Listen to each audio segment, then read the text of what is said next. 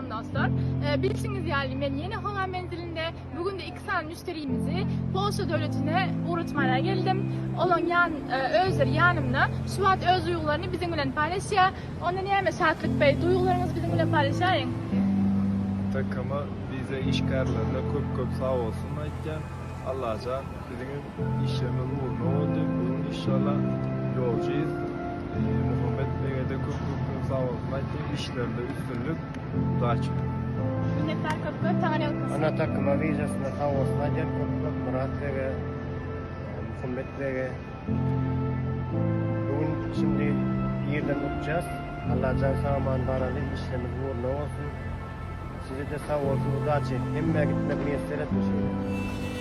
Yine de dostlar, ildeşlerimizin biletleri, ondan yani ildeşlerimize ak yol dileyen sağman versinler.